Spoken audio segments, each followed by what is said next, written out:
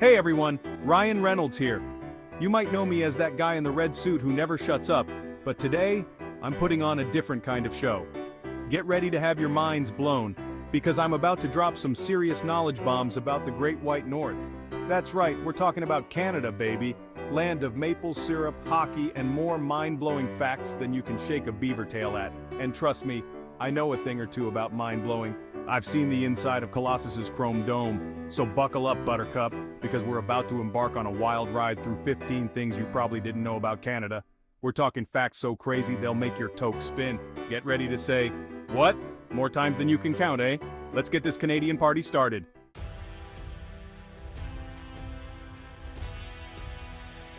Alright, let's kick things off with a fact that'll blow your mind like a rogue wave on the Atlantic. Ready for it? Canada has the longest coastline in the world. Yep, you heard that right. Longer than Brazil, longer than Russia, longer than that really long piece of string you lost behind the couch. I'm talking over 125,000 miles of coastline, folks. That's enough to wrap around the Earth over 5 times. Think about that next time you're complaining about having to drive to the beach. You could literally spend your entire life exploring Canada's coastline and still not see it all. And it's not just any old coastline either. We're talking towering cliffs, pristine beaches, charming fishing villages, and more wildlife than you can shake a hockey stick at. We've got whales, seals, puffins, you name it. It's like a nature documentary out there, but with better snacks. So next time you're planning a vacation, why not skip the crowded beaches of Cancun and head north to the Great White North? Just make sure you pack a warm coat, and maybe a kayak, and a really big map.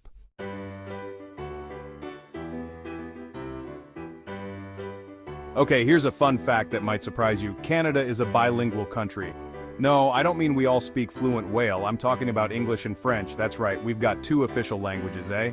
It's like a linguistic 2-for-1 deal up here. So if you ever find yourself lost in the wilds of Quebec and can't find your poutine, don't worry. Just brush up on your high school French, and you'll be ordering a double with extra cheese curds in no time. Just don't ask me to translate. My French is about as good as my ability to resist a plate of Nanaimo bars. But hey, don't let the language barrier scare you off. Canadians are a friendly bunch. We're always happy to help a lost tourist, even if we have to resort to a game of charades to understand each other. It's all part of the Canadian experience, eh? Besides, with 2 languages under our belts, we're basically twice as smart as everyone else. Well, maybe not twice as smart, but definitely twice as charming, and that's what really matters, right? Alright, trivia time, folks. The granddaddy of all trivia games, Trivial Pursuit, was born in Canada. Yes, the land of maple syrup and passive-aggressive apologies invented this iconic game in 1981. 2 Canadian buddies, Chris Haney and Scott Abbott, came up with the idea in 1979 while playing Scrabble. So, next time you're in an epic trivia battle, remember to thank those brilliant, board game-loving Canucks. It's like finding out your grandma is a black belt in karate. Unexpected, but awesome. And if you play against a Canadian, watch out, you've been warned.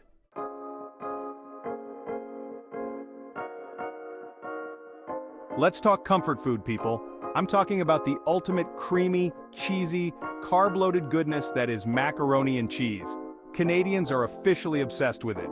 Canadians consume more macaroni and cheese per capita than any other country. We've taken this cheesy delight from side dish to main course.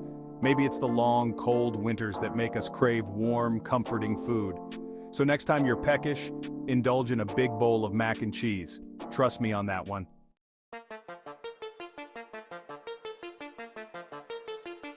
Buckle up, because things are about to get out of this world. We're talking UFOs, baby. Or as the government calls them, unidentified aerial phenomena. Canada has a front row seat to all the extraterrestrial action. In 1967, St. Paul, Alberta Mayor Walter Romaniuk built a UFO landing pad. Yep, a concrete platform with a time capsule and a plaque that reads, "Welcome to St. Paul." The mayor was dead serious. He believed aliens might be looking for a nice place to touch down. So far, no confirmed UFO sightings have been reported in St. Paul. Take a trip to St. Paul and see for yourself.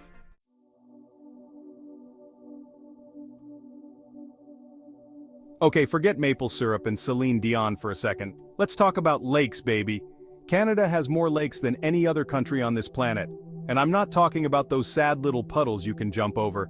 I'm talking vast, shimmering expanses of water that could swallow a small country, or at least make for a really awkward game of Marco Polo. Seriously, Canada has like a gazillion lakes. Okay, maybe not a gazillion, but it feels like it. They've got so many lakes that if you tried to count them all, you'd probably go insane before you even got halfway. Trust me, I've seen The Shining. Not pretty. These lakes aren't just pretty to look at though, they're practically begging for some good old-fashioned Canadian fun. We're talking fishing, boating, swimming, water skiing, or just chilling by the shore with a cold beverage and contemplating the meaning of life. You know, the usual. So if you're ever feeling stressed out and need to escape the hustle and bustle of life, just head north to Canada. Pack your swimsuit, your fishing rod, and maybe a therapist. Those lakes can get deep, man. Trust me, you won't regret it.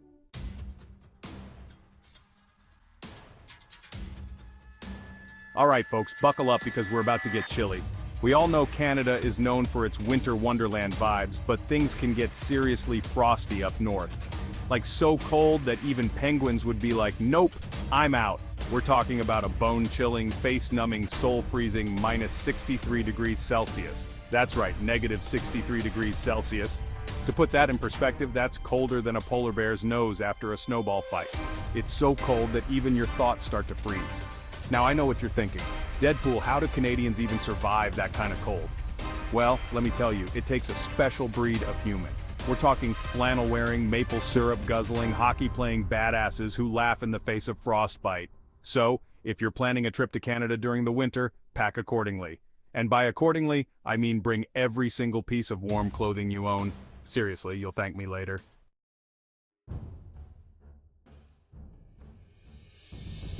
Hold on to your hockey sticks, folks, because this next fact is a slam dunk.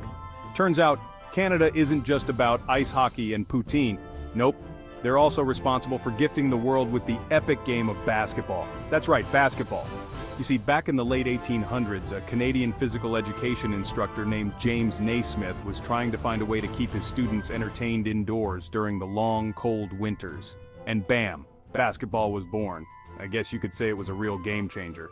Now, I'm not saying that Canadians are secretly basketball prodigies, but let's just say they've got a head start on the competition. They've been dribbling and shooting hoops since before it was cool. So next time you're watching an NBA game, remember the Canadian roots of this beloved sport. And hey, maybe one day, Canada will have its own basketball dynasty to rival the Toronto Raptors' championship win. A guy can dream, right?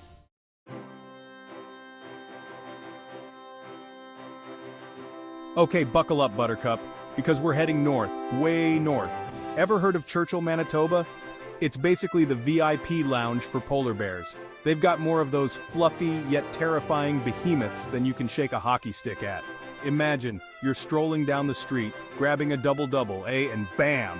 A polar bear walks by like it's totally normal. Spoiler alert, it's not normal anywhere else. Churchill is their town, we're just living in it.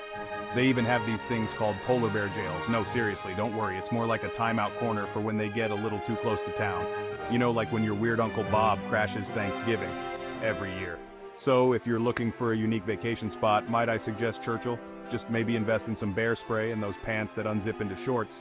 You know, just in case.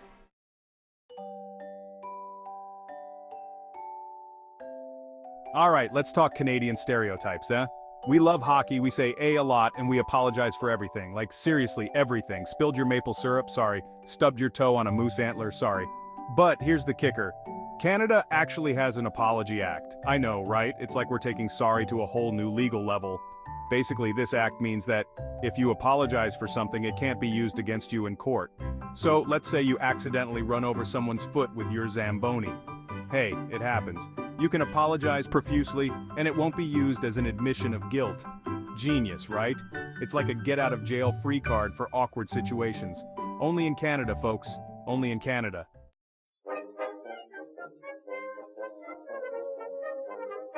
Alright, folks, picture this. You're a hardened criminal. You're public enemy number one. You've stolen more maple syrup than is humanly possible. And where do they lock you up?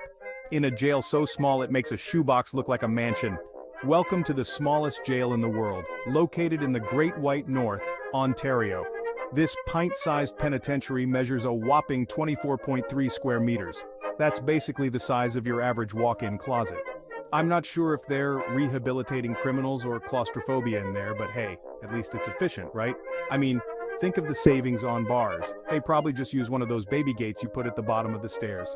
Look, I'm no criminal mastermind, but I'm pretty sure I could break out of this place with a bobby pin and a well-placed sneeze. But hey, maybe that's the point. Maybe the cuteness of the jail just shames you into behaving.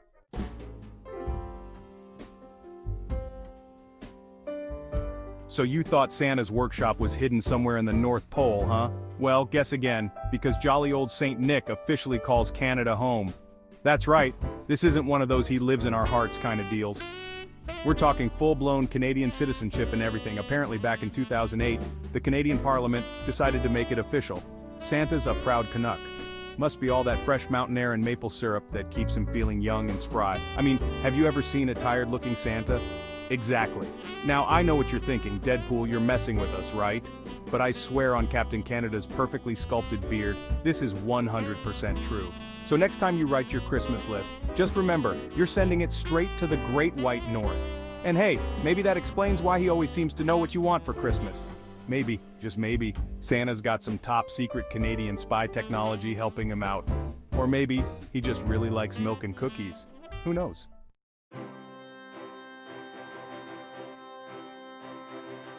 Alright, let's talk about Canada's national parks, because trust me, these aren't your average city parks with a swing set and a suspicious-looking hot dog vendor. We're talking massive, sprawling wildernesses that are literally bigger than some countries. I'm talking mind-blowingly huge, like you could get lost in there for weeks and only encounter a family of moose judging your life choices kind of huge. Seriously, these parks are no joke. Banff National Park, for example, is bigger than Switzerland. Switzerland, the land of chocolate cheese and those ridiculously efficient army knives. And Canada's like, hold my maple syrup, I've got mountains. But it's not just about size, though that's always a bonus, right? These parks are all about preserving Canada's natural beauty. We're talking glaciers, rainforests, mountains, and more wildlife than you can shake a hockey stick at. It's basically Mother Nature's own personal art gallery, and trust me, she spared no expense. So if you're looking for an epic adventure, ditch the all-inclusive resort and head to a Canadian national park. Just, maybe pack a map and some bear spray. Safety first, even in the face of epic natural beauty.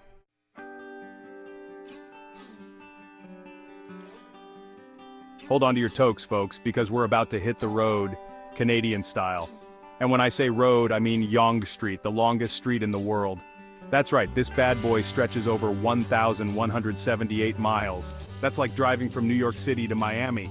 Starting in downtown Toronto, Yonge Street charges through Ontario like a moose on roller skates. It even goes all the way to Rainy River on the border of Minnesota. I'm not sure what's rainier, the river or the tears of joy people shed when they finally reach the end of this epic street. Yonge Street isn't just long. It's a historical heavyweight. It was a key route for trade and transportation back in the day, and even played a role in the War of 1812. Today, it's a vibrant tapestry of shops, restaurants, and landmarks. Think of it as Canada's very own Route 66, but with less dust and more maple syrup. So, next time you're planning a road trip, ditch the GPS and just follow Yonge Street. You might just end up in a whole other country. But hey, that's the Canadian spirit for you, always up for an adventure, even if it takes you 1,896 kilometers to get there.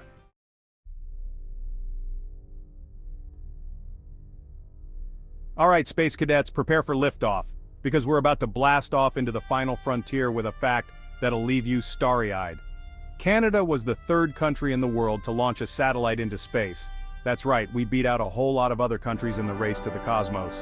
Back in 1962, while everyone else was still trying to figure out how to use a rotary phone, Canada launched Alouette 1.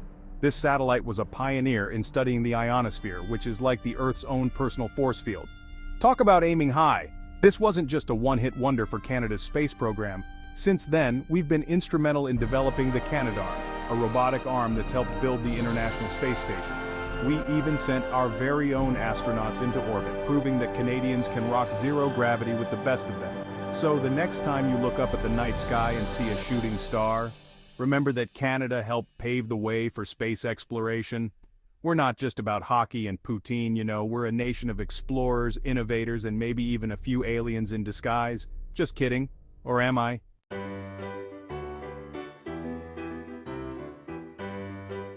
And those were 15 facts about Canada that are as cool as the Canadian winter. Thanks for watching, and don't forget to like and subscribe for more amazing facts. Catch you later, eh?